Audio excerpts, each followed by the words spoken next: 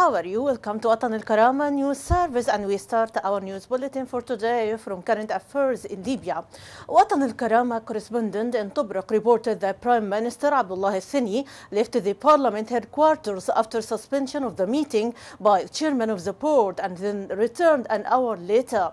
He added that al-Thani and a group of ministers are currently existing at the parliament headquarters.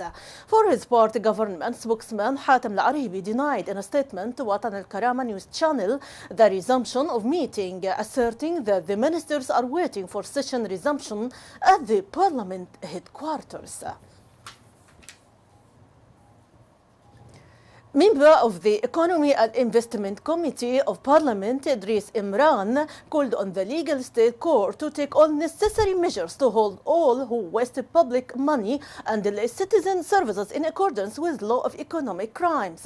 Imran stressed that the relevant committees of House of Representatives are ready to listen to the government responses to what already came in the report of the Accountability Bureau.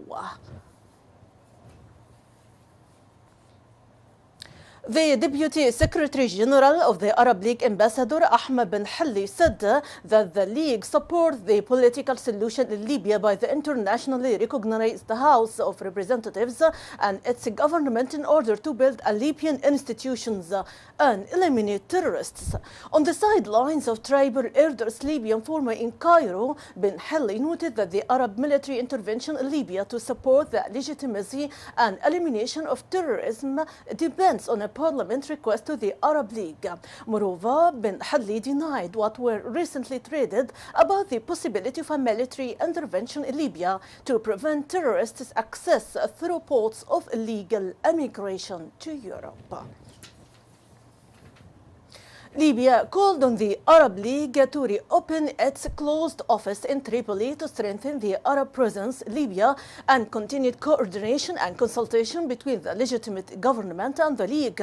This came in a letter received by the Secretary General of the Arab League, Nabil Al-Arabi, from Prime Minister Abdullah al-Thani during a meeting with Libyan Prime Minister Envoy Ambassador Nouri Bait al-Mal. For his part, Al-Arabi said he and Bait al-Mal discussed the latest developments in Libya and the role played by the Arab League in supporting and strengthening the Libyan institution.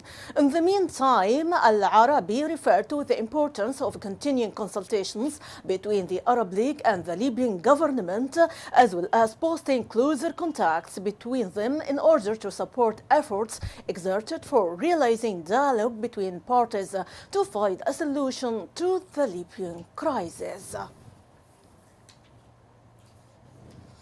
Romania called on its nationals who are living in the Libyan territory to leave immediately due to the deteriorating security situation in the country.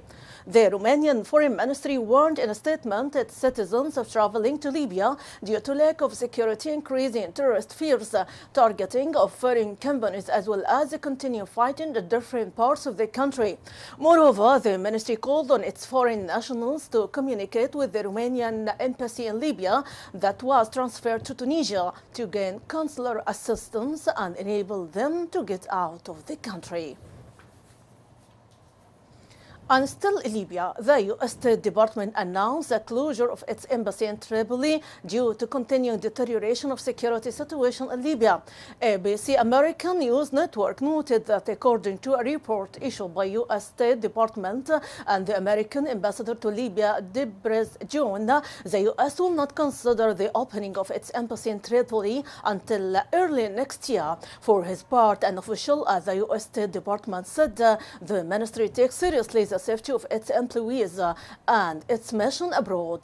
The U.S. ambassador had earlier justified the killing of civilians by terrorist Fajr Libya group through aerial bombardment of the entire city, and then condemned the malicious deaths during their battles with Libyan armed forces. 4 soldiers were killed and 13 others injured during the ongoing battles between the Arab-Libyan armed forces and the remnants of terrorist militias in Benghazi.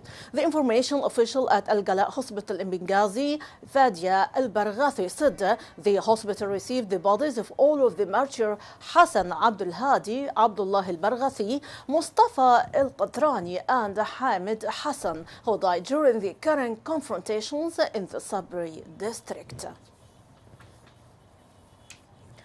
Child Reaction Support Center in touristic Benghazi Park is witnessing preparations for the first anniversary of Libyan press martyr Muftah Bouzaid, who was a victim of a terrorist group. The program indicates a photo exhibitions and other for book, while the ceremony wrap-up includes a play on the National Theatre stage in As-Salmani district. Press martyr Muftah Bouzaid served as editor-in-chief of Bernic Journal, and he was one of the opponents of hardline terrorist movements. The latest edition of Bernic Journal has been confiscated in Odessa near Misrata under the pretext in which he supports Al-Karama operation. The interim government has decided to cover the cost of pilgrimage this year. The government decision, including 780 pilgrims from families of martyrs, missing people and companions of amputees, as well as 60 pilgrims of amputees and Hajj pilgrimage nationals this year. Officials said the total value is about 7,443,960 dinars in all parts of the country. Airports officials said that 3 major airports cancelled their flights due to airstrikes of ground staff members in protest at not getting their salaries for 2 months.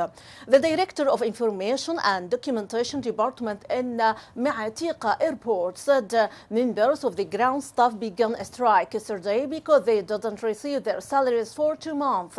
Moreover, Misrata Airport cancelled all air flights for the same reason. Al-Braq Airport director also stressed that the airport was closed due to staff demands that relate to salaries and equipment. And now we transfer to Yemen. Yemeni witness said the fuel tanker has exploded in Yemen's southern city of Taiz after scuffles broke out between residents and armed groups trying to ship on the fuel from the truck. At least 10 people were killed and more than 100 wounded. The witnesses noted that a group of armed men had seized the fuel tanker and driven it to the center of the city, where residents suffering from severe force shortages as a result of the 8-week-long civil war swarmed the vehicle for a chance to fill up their containers. Taiz, Yemen's third largest city, has been the scene of some of the fiercest battles in the past few days. About Iraq, Iraqi Shiite paramilitaries said today they had been in charge of the campaign to drive terrorist Daesh militants from the western province of Anbar. Police sources and Sunni tribal fighters allied to the government said the Shiite militiamen, supported by a smaller cadre of government troops, advanced today to within a few kilometers of a university in Ramadi's southern edge. The Iraqi government is scrambling to reverse its biggest military setback in nearly a year, the fall of Ramadi, capital of Anbar province west of Baghdad. This came as the Iraqi Prime Minister Haider al-Abadi has vowed to recapture Ramadi within days. Terrorist Daesh group announced that it was responsible for shooting a military barracks in the Boushusha area west of the capital Tunis that killed 8 soldiers and wounded 10 others. The official spokesman for Tunisian Defense Ministry, Bil Hassan Al-Wislati, announced the death of 8 soldiers, including gunmen, in Boushusha, in addition to 10 injured people. One of them is in a critical condition. The leader of France's far-right National Front Party, Marine Le Pen, was in Moscow today for a meeting in the lower house of Russian parliament. Le Pen said as she left the parliament building that she had met with Sergei Nikhagan, as a Kremlin ally who is Speaker of the lower house. In the past, Le Pen has fiercely criticized the West policy toward Russia over the conflict in Ukraine as overly hostile to Moscow. She said following the meeting that Shia and Narkafin spoke about Ukraine and the latest situation with extremist Daesh group. The National Front last year came out first in European elections in France. And finally, from India, Indian officials said today high temperatures have gripped parts of southern and northern India in an extreme heat wave that has killed more than 500 people. The Indian Meteorological Department has issued a red warning to affected religions, saying that the heat wave conditions are likely to continue over the coming days. Temperatures have been very high in the past week, with many parts of the country consistently recording temperatures of 30 to 45 degrees Celsius. Meteorologists believe the heat wave has been caused by drought, dry and hot northwest wind. Despite the heat in the center of the country, most of the 529 recorded deaths have been in the southern state of Andhra Pradesh and Telangana, where construction workers, the elderly for the homeless have been the primary victims. My audience, that is the wrap-up of our top stories for today. For much more, you can check our website www.watanalkarama.tv. My best wishes, Rania Al-Bilidi.